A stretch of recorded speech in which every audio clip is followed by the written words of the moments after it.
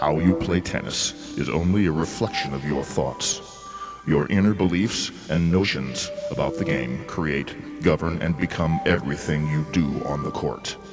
The only way you can make lasting improvements is to focus on new thoughts that will change how you see tennis in your inner world.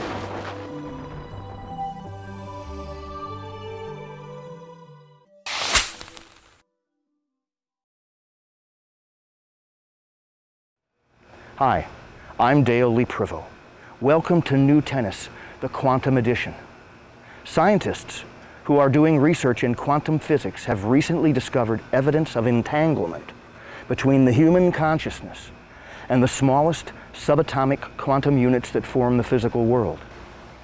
That's why it's now believed more than ever that thoughts happening within us will create what's happening outside of us. Great religious leaders have known this for a long time. As you think, so will you be was written in the Old Testament over 2,000 years ago. Notice it doesn't say, as you be, so will you think. When we apply this concept to tennis, it doesn't mean that you're an intermediate player or an advanced player, so therefore you think like one. It means that you're an intermediate player or an advanced player because you think like one.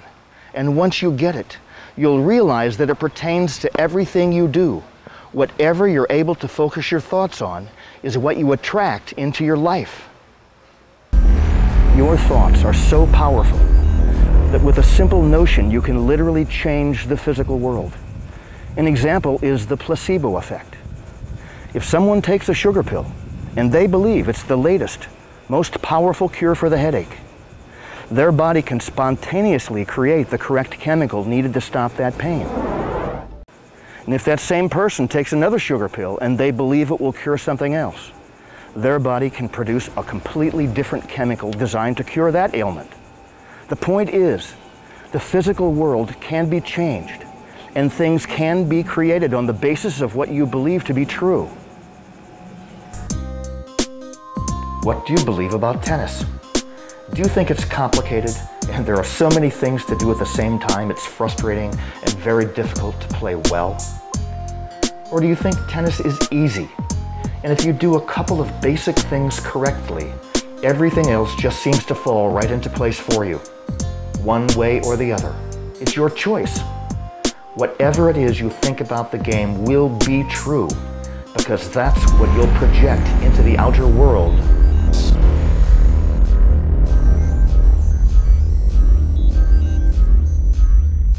Most people who become great tennis players have a favorite player they idolize right from the start. This has a tremendous effect on their thoughts.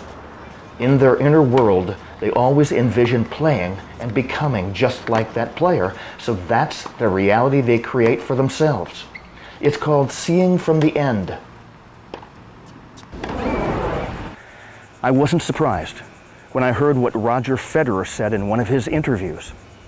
After winning 26 matches in a row and finally losing because he may have been ill, he said, "Put everything else aside, the better man won." I'll bet Federer had envisioned what he was going to say in interviews like that years ago, when he decided to fashion his game after Pete Sampras. That's an example of seeing from the end. Sampras did the same thing when he idolized Rod Laver, and all three of those guys are class acts. That inner vision of how to play great tennis with a humble attitude was passed on down the line from one to the other. Who's your favorite player? This person chose to play like Andy Roddick, with a big serve and a big forehand. Maybe you'd like to play smoothly and efficiently like Roger Federer. Or maybe you'd like to develop the aggressive ground stroke style of one of the Williams sisters, or Maria Sharapova.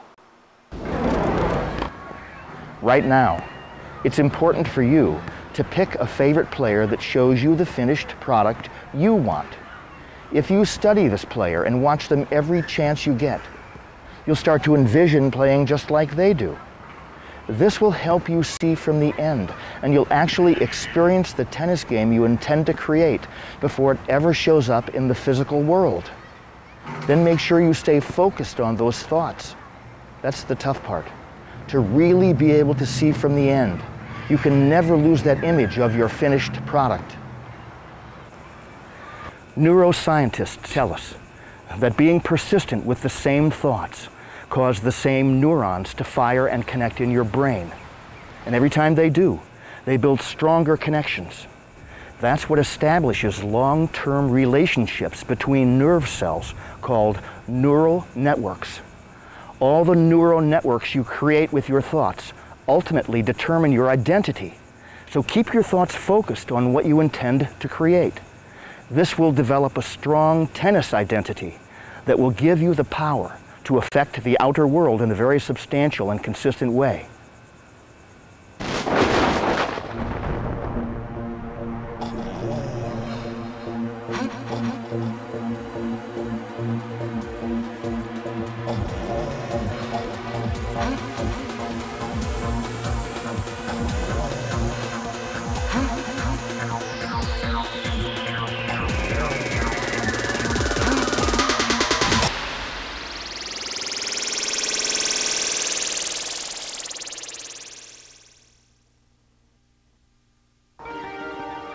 Playing in the zone is an experience players have when they attain a peak performance.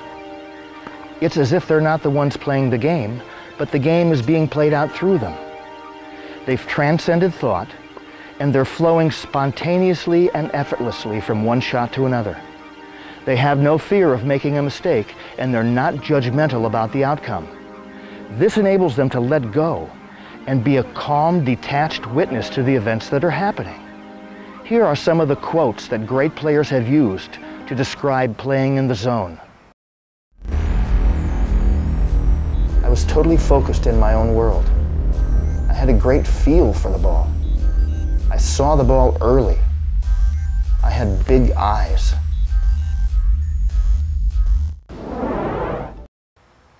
In a great player's inner world, they are totally absorbed in picturing success. You have glimpses of playing in the zone almost every time you play tennis. Think about what happens when you hit your favorite shot. By simply selecting that shot, you create an instant picture in your mind of exactly what you're going to do in the future. It's called a future memory. Then you spontaneously prepare the racket a special way, get in perfect position and swing just like you pictured it. As the ball leaves your racket, you already knew how it would feel, and then you simply witness the results you already knew would happen. When hitting your favorite shot, you have no fear of making a mistake. As a matter of fact, this shot gives you so much joy, you'd hit it regardless of the outcome. All those things I just described occurred by simply selecting your favorite shot. It's that initial shot selection that gives birth to your future memory of success. It's shot selection that enables you to actually pre-feel your shot before you hit it. So it's shot selection that's the source of playing in the zone. Just think how well you could play if you could view all your different skills as being one of your favorite shots.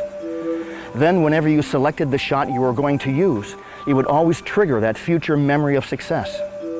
From that point on, everything else that's intended to happen would unfold for you, and you'd automatically do the rest. When you become so focused on that future memory of success that you lose track of yourself, lose track of your ego, and lose track of time, that's when magical things will happen for you on the court. That's when you are truly in control of the physical world around you, and you become a reality-creating machine.